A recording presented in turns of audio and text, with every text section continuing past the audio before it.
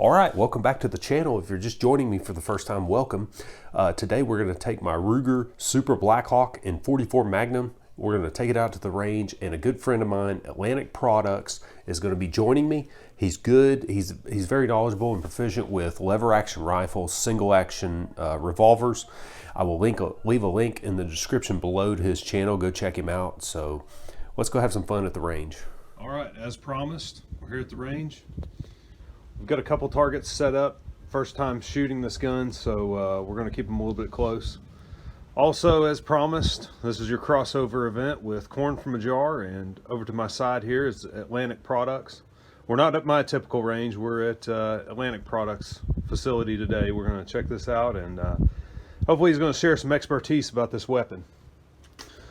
So, any opening remarks? No, I've been looking forward to shooting this. How old would you say that that Ruger is?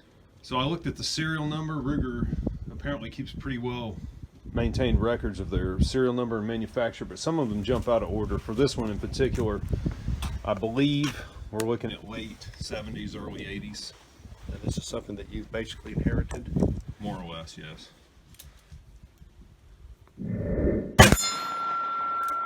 That's a satisfying feeling, isn't it? Yeah, it was. That was a little low.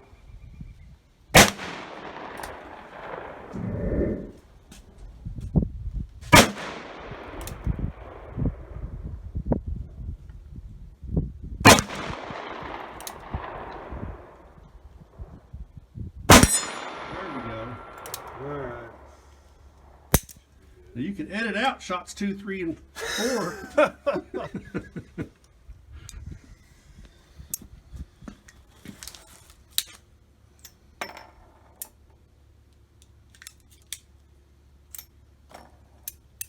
We can shoot the Glocks at that, can't we? Hmm? We can shoot the Glocks at the steel, Well, right? yeah, you can. All right.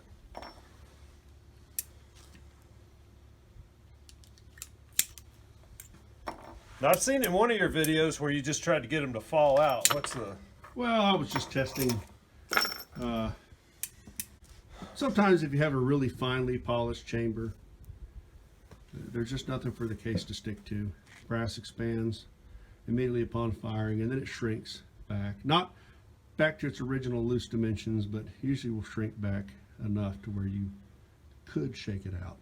Okay. But so many chambers are tight or rough, and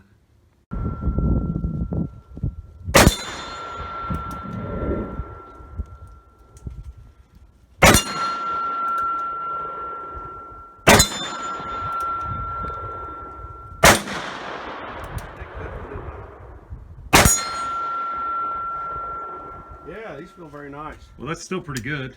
Huh? That's still pretty good. These feel nice. 5 out of 6. Feel nice and snappy.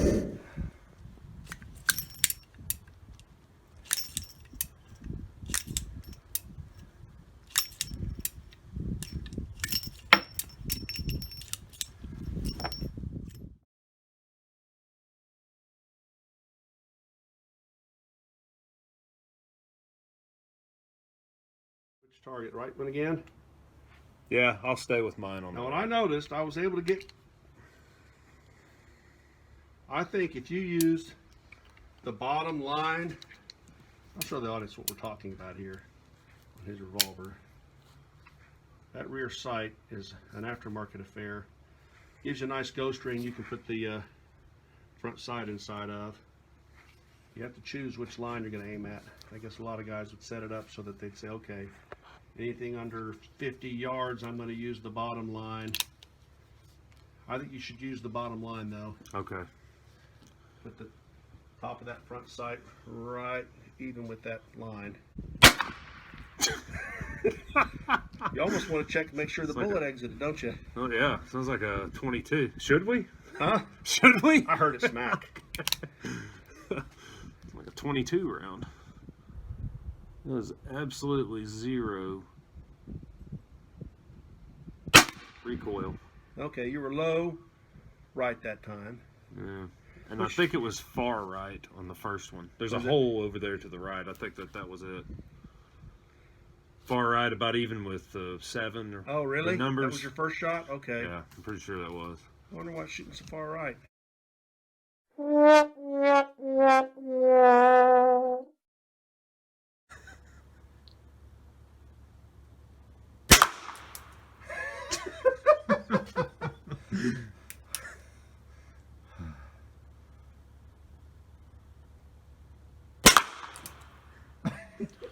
All right, back from the range. I got the gun out here. I'm gonna do a bit of cleaning. I'm not gonna blab the whole time while I clean and make you watch this. I'm just gonna hit some high points and talk about our trip a little bit. So the basic breakdown from this gun, there's a little spring-loaded pin right here. Open the loading door. I don't know if this is standard procedure.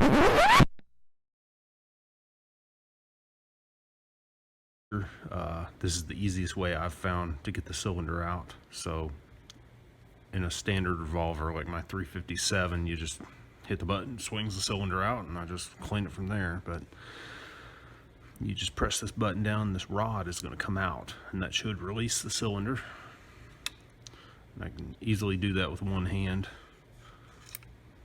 Pull that out, and the cylinder falls right out. So I was really excited to join Atlantic Products at the range today. He and I have been friends for quite some time. We've never done anything like that before. We've never shot any film for YouTube or anything like that. Got my trusty old rim oil wipes here, just as I talked about in my other video. I'm gonna give it a good wipe down, run some patches through the cylinders. Surprisingly, the rounds we shot didn't put off quite as much powder.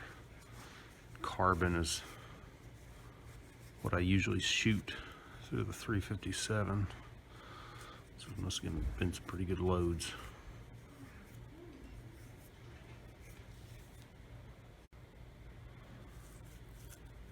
So as I noted in my other video,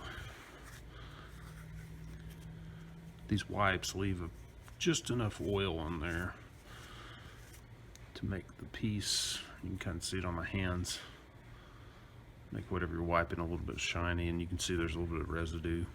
And I had a YouTuber comment that they don't like how it leaves fuzzy strings all over the gun. I had one on here just a minute ago. If you hit a sharp edge or something, it'll pull a little bit off the wipe.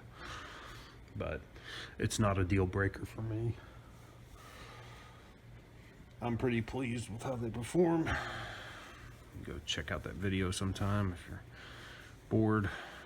I am also not a person that buys the pre-cut cleaning wipes. I take an old t-shirt or something and take care of that business myself. But anyway, going to the range with Atlantic Products, I had a really good time with him. I hadn't seen him in a few months, and the last time I did see him, we were working. So just a brief passerby conversation here and there, but